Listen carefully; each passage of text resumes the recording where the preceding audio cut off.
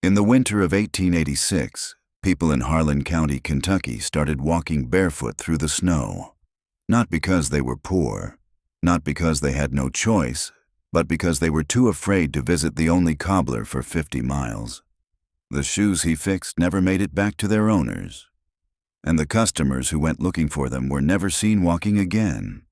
The town of Cumberland Gap sat wedged between three mountains that kept the sun out most of the day. By 1886, it had grown to about 400 souls, most of them coal miners or their families. The main road ran straight through town, lined with a dozen buildings that served every need a person might have. The general store, the church, the saloon. And at the very end, set back from the road like it was trying to hide, stood Thaddeus Morrow's cobbler shop. Thaddeus had arrived in Cumberland Gap 5 years earlier, in the spring of 1881. Nobody knew where he came from. He never said, and people learned quickly not to ask. He was a thin man with pale skin that looked like it had never seen sunlight. His hands were the only remarkable thing about him. Long fingers that moved with a speed and grace that seemed impossible when he worked leather. Within a month of opening his shop, every person in town agreed he was the finest cobbler they had ever known. He could repair boots that other craftsmen would have thrown away. He could make new shoes that fit so perfectly they felt like a second skin. Miners whose feet ached after 12-hour shifts in the coal tunnels would put on shoes Thaddeus had made and walk out feeling like they were floating. The man had a gift. That's what people said in those first few years. Thaddeus Morrow had a gift from God.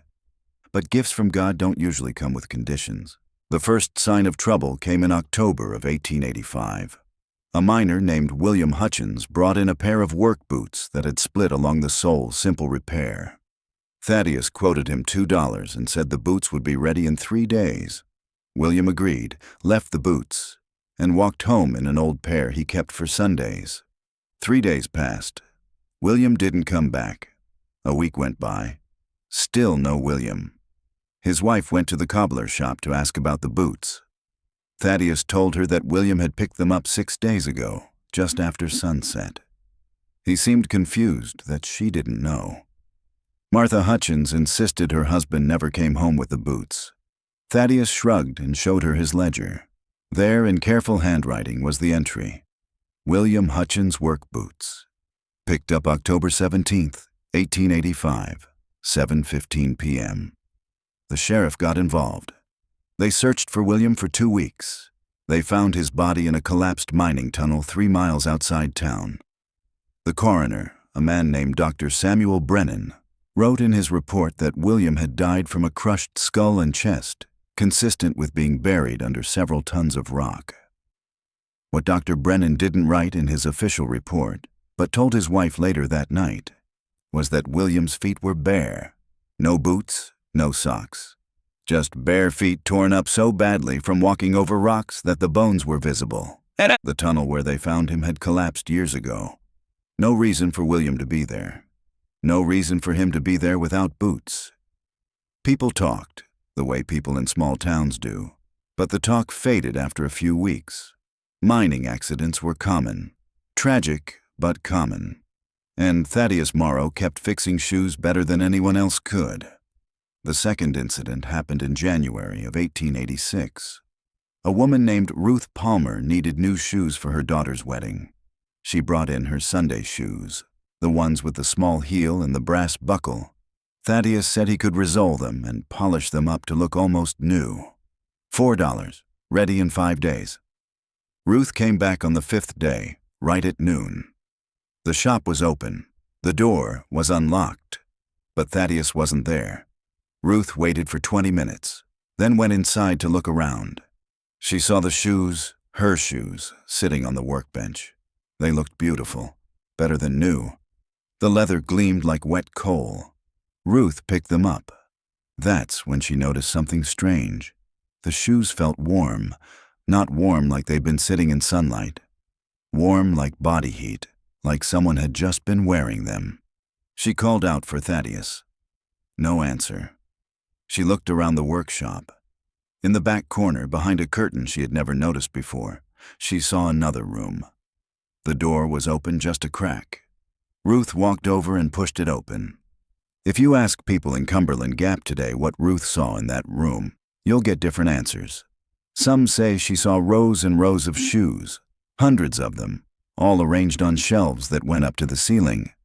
Others say she saw something worse. Things hanging from hooks that looked like shoe leather but weren't. Shapes that suggested feet still inside them. What everyone agrees on is that Ruth ran out of that shop screaming. She ran straight to her house, locked every door and window, and refused to come out for 3 days. When she finally did, she told her husband to burn the shoes she'd left at Thaddeus's shop, burn them and never speak of them again. Her husband asked what she saw. Ruth never told him. She never told anyone, not directly, but she started saying something to people who would listen. She'd lean in close and whisper, "He keeps them. He keeps all of them." By now, you're probably wondering why someone didn't just go look in that back room, why the sheriff didn't investigate.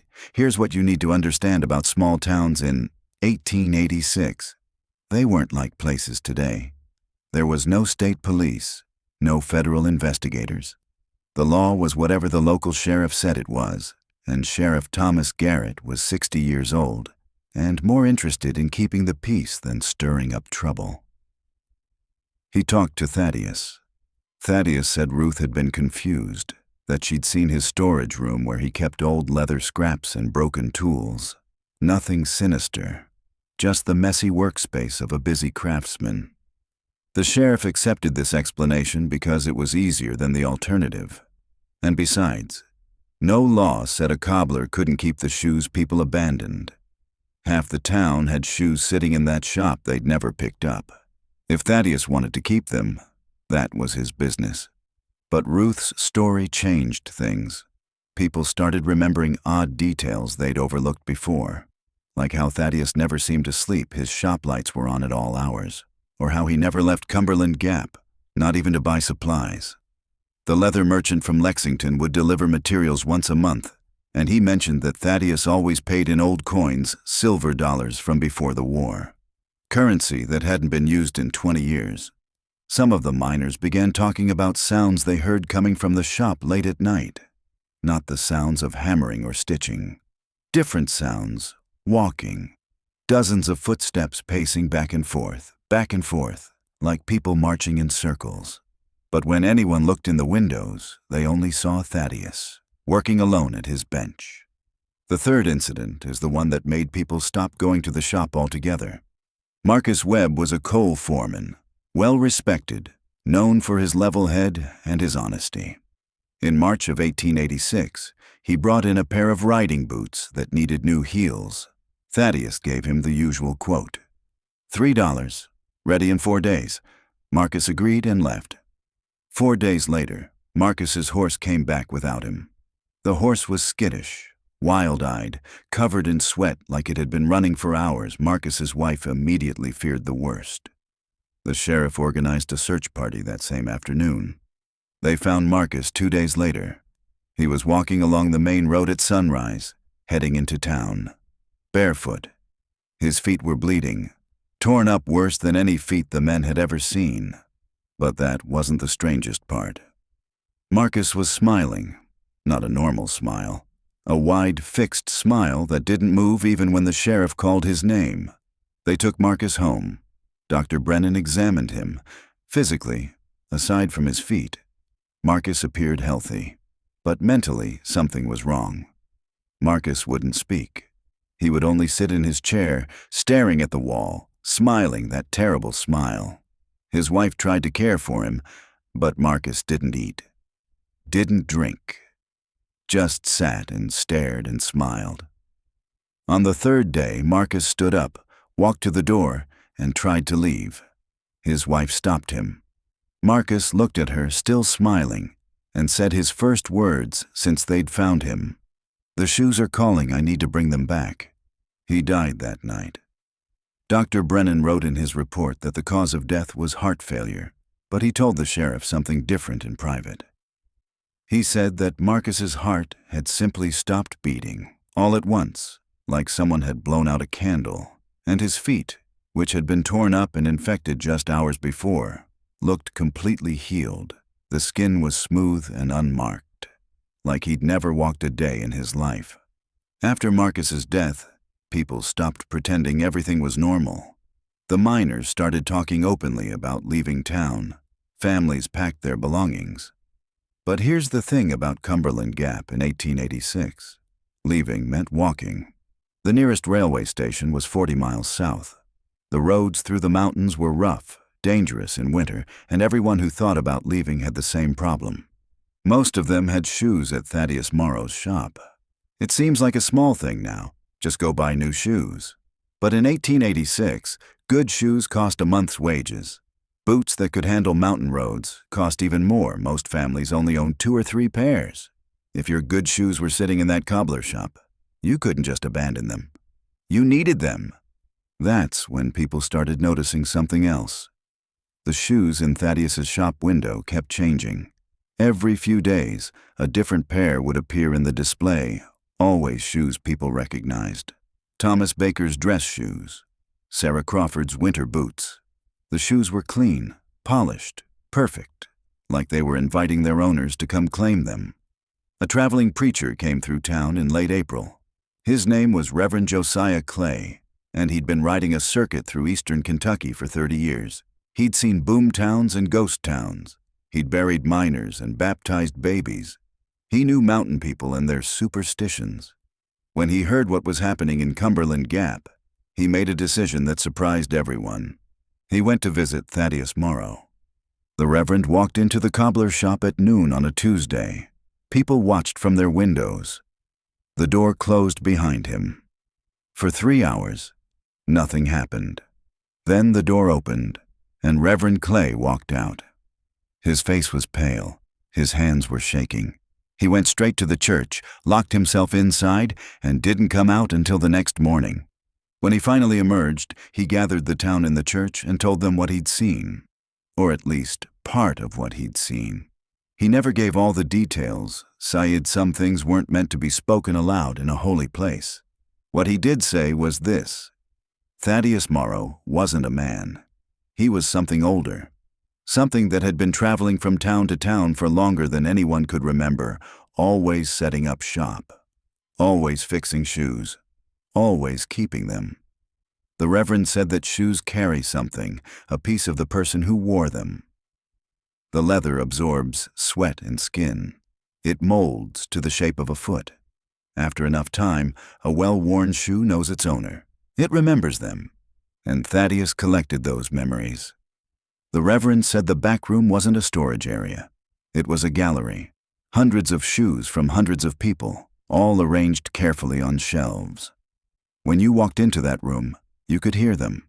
Whispers, footsteps, the sound of people who weren't there anymore. Thaddeus kept the shoes because keeping the shoes meant keeping the people, not their bodies. Something deeper. Their paths, their journeys. Every step they'd ever taken, preserved in leather and thread. The Reverend also said something else, something that made even the bravest men in that church feel cold. He said that once Thaddeus had your shoes, he had a claim on you, a connection. And if you died while that connection existed, you didn't go to heaven or hell. You went into the shoes. You became part of the collection. The town wanted to know what to do. The Reverend's answer was simple: leave. Leave immediately. Don't go back for your shoes. Don't even think about them. Just pack what you can carry and walk away. But he also said this: those of you who left shoes with him months ago might already be too late. The connection grows stronger the longer he keeps them. If you've been feeling strange, if you've been having dreams about walking, if you hear footsteps when you're alone, then part of you is already in that shop, and you need to decide if you want to save what's left. The church emptied fast after that. People rushed home to check on their shoes. Some found them missing from their closets. Others found them sitting by the door, arranged neatly, even though they'd been stored away.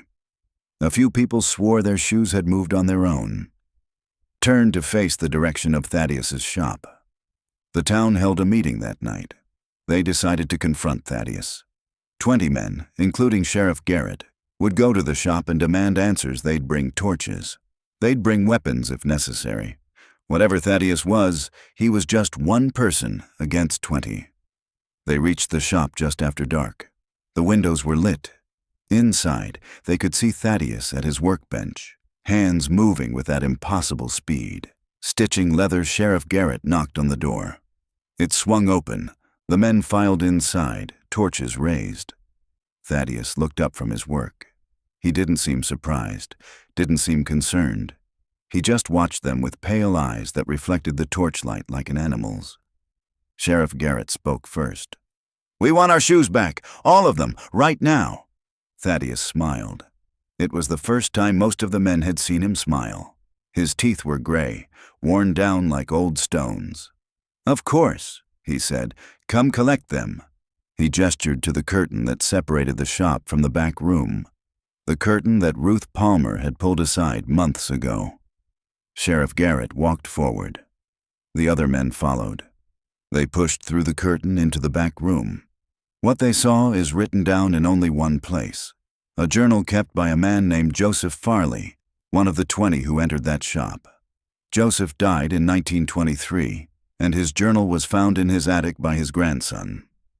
The entry about that night is only 2 pages long, but those 2 pages explain everything. Joseph wrote that the back room was bigger than it should have been. The shop was 30 feet deep at most, but the back room stretched for 100 feet or more. The ceiling was lost in darkness, and covering every inch of wall space were shelves, hundreds of shelves, thousands of shoes, but they weren't just shoes anymore. Some of them were moving, twitching. Some were walking on their own, pacing back and forth along the shelves. Others were standing perfectly still, but you could see them breathing, the leather expanding and contracting like lungs. Joseph wrote that he recognized some of the shoes. He saw his neighbor's boots. He saw his cousin's work shoes. He saw the Sunday shoes his mother had been buried in 10 years ago. They were all there, all alive in some horrible way, all whispering. The men tried to back out of the room, but the door behind them was gone. The curtain had vanished. Where the entrance should have been was just another wall of shelves, and on those shelves were new shoes. 20 pairs, one for each man in the room. Shoes they were wearing right now, somehow both on their feet and on the shelves at the same time. Joseph wrote that Thaddeus appeared in the room with them. He didn't walk in. He was just suddenly there, standing in the center of the room, surrounded by his collection. He spoke to them in a voice that sounded like dry leather rubbing together. "A cobbler's job," Thaddeus said, "is to keep people walking, to keep them moving. But where do all those steps go? Where do all those journeys end? They end here in the leather, in the stitching. Every person who trusts me with their shoes trusts me with their path, and I keep my promises. I keep every path I preserve, every journey." Sheriff Garrett tried to speak, but no words came out. Thaddeus walked closer to him, those long fingers reaching out. "You've been wearing your work boots for 7 years, Sheriff. 3,000 days. 12 hours a day, 100,000 steps. I can feel every single one of them in the leather. I can trace every path you've walked, and when I'm done fixing them, those paths will be perfect, preserved forever." Joseph's journal says that's when the men started screaming. They tried to run, but their feet wouldn't move. They looked down and saw their shoes sinking into the floor, not through the wood. Into it, becoming part of it. They could feel the leather tightening around their feet, squeezing, merging with their skin. Joseph wrote that he prayed harder than he'd ever prayed in his life. And somehow, maybe by grace or luck or pure terror, he managed to tear his feet free from his shoes. He ran in his socks through that impossible room, crashed through shelves, sent hundreds of whispering shoes tumbling to the ground. He found a wall, found a crack, pushed through it, and fell out into the cold night air. He was behind the cobbler shop. He could hear screaming from inside. He wanted to go back, wanted to help the others, but his feet were already bleeding, already torn up from running, and he could feel something pulling at him. A thread, a connection, like hooks in his skin, trying to drag him back toward the shop. Joseph ran. He ran barefoot through the streets of Cumberland Gap, ran past his house, ran into the mountains. He ran until sunrise, ran until his feet were shredded to meat, ran until that pulling sensation finally faded. He survived. The 19 other men did not. The next morning, Cumberland Gap woke to find Thaddeus Morrow's Cobbler shop empty. The door was open. The workbench was clean. The back room had no curtain, no shelves, no shoes, just 4 bare walls and a dirt floor. Of the 20 men who'd entered the shop, only Joseph was missing. The other 19 were found in their beds. Dead, Dr. Brennan examined each body. His reports all said the same thing: heart failure, sudden, simultaneous, no explanation. But the families who prepared the bodies for burial noticed something. Every single man's feet were perfect, soft, smooth, unmarked by a lifetime of work and walking like newborn skin. After that night, Cumberland Gap died quickly. Families left in groups, helping each other over the mountain roads, sharing what shoes they had. Within 6 months, the town was empty except for a few old folks too stubborn to leave. By 1890, it was a ghost town. The cobbler shop stood empty for years.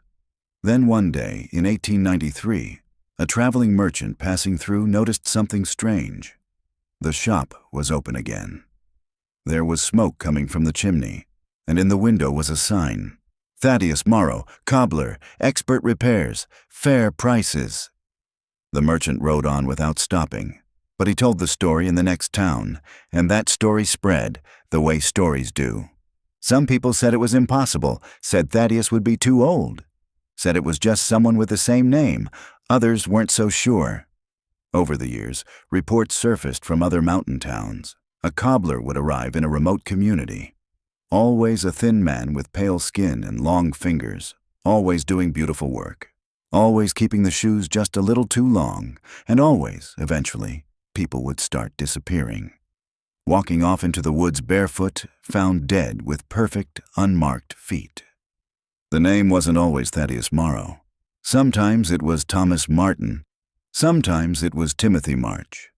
But the pattern was the same. And if you looked closely at the old records, at the names written in faded ink in the ledgers of dead towns, you'd see something interesting. The initials were always TM. Joseph Farley's journal ends with a warning. He wrote it 3 days before he died in 1923. His feet had never healed properly from that night in 1886. They pained him every day for 37 years. But in his final entry, he wrote that the pain had suddenly stopped. His feet felt perfect, comfortable, like they were wrapped in the finest leather. He wrote, "I can hear them again. The whispers, the footsteps. I thought I'd escaped. I thought leaving my shoes behind was enough. But I was wrong, the leather remembers. And Thaddeus Morrow always collects what he's owed." The last line of his journal reads, "If you're reading this, do not trust cobblers. Do not leave your shoes with strangers, because once they have your shoes, they have your path.